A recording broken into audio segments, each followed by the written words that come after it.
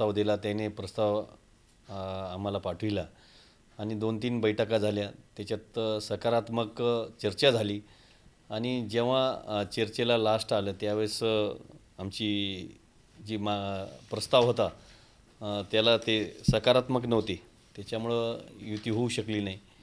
आणि आज नांदेड महापालिकेच्या जे आज शिवसेनेकडून आमची उमेदवारी सगळ्या वार्डामध्ये प्रभागामध्ये 40 उमेदवार आहेत. त्याच्यामध्ये रिपब्लिकन सेना यांच्यासुद्धा आनंदराज आंबेडकर यांच्या पक्षालासुद्धा आम्ही प्राधान्य न्याय दिलेला आहे. तसेच त्यांचे उमेदवार जमदाडे लक्ष्मीबाई दिगंबरराव, तसेच सुनील सोनाळे असे 2 उमेदवार आम्ही त्यांच्या पक्षाला दिलेले आहेत. त्यांनी उमेदवारी भरलेली आहे आमच्या पक्षाकडून, आमच्या निशाणीवर धनुष्यबाणावर.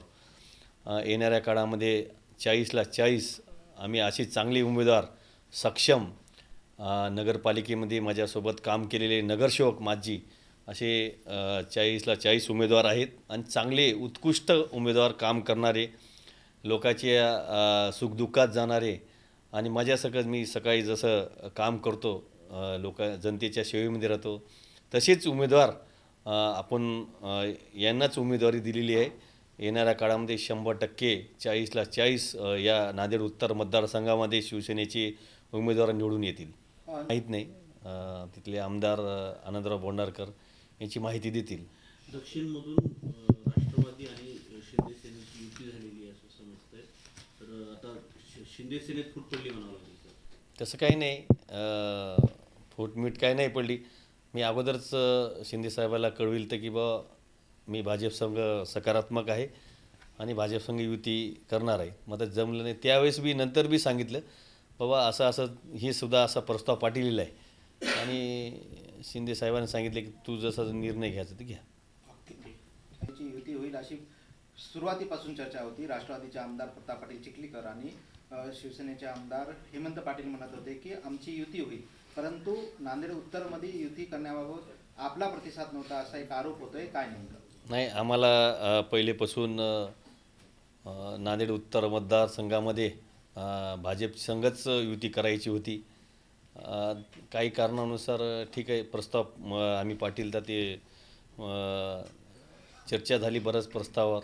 मग तर त्याच्यानंतर काही विषय मार्ग लागला नाही आणि राष्ट्रवादीचा मी काही चर्चा केली नाही राष्ट्रवादीसोबत. ओमप्रकाश पोकर्णा जे आहेत शहराध्यक्ष, त्यांनी भाजपला तुम्हाला पत्र पाठवलं होतं चर्चेसंदर्भात. ते पत्र तुम्हाला मिळालं नव्हतं का? तुम्ही चर्चाच केली नाही? नाही, पत्र मिळालं तर मात्र आम्हाला युती भाजपसोबत करायची होती, त्याच्यामुळं आम्ही काही त्याच्यावर हे केलं नाही.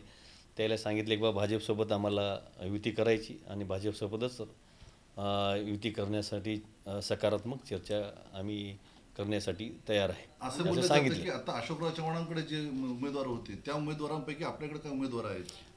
आपल्याकडे जे उमेदवार आणलेले आहेत चांगले नगरसेवक सक्षम उमेदवार, लोकांच्या सुखदुःखात जाणारे असे उमेदवार तुम्हाला सांगितले ना, चांगले उमेदवार आपल्याकडे आहेत आणि 100% चांगले अनुभव आहे उमेदवाराला. चांगले नगरसेवक काम केलेले आहेत लोकांच्या सुखदुःखात आणि 100% निवडून येतील 40ला 40. भाजपकडे किती जागांची मागणी केली होती आणि किती देत होते? आम्ही भाजपकडं दक्षिण उत्तर असे आम्ही 40% मागणी केली होती. त्याने माझ्या मतानं 12 का 10 मागितले होते आणि मी 16 मागितले होते. तरी 16 झाले नाही, तर नंतर 14वर आलो आम्ही, 14चं 12वर आलो. नंतर त्याच्यावर काही चर्चा झाली नाही. आम्ही आमचं सगळ्या उमेदवारांनी अर्ज भरलेला आहे. आज लास्ट दिवस आहे. 100% शिवसेना या नांदेड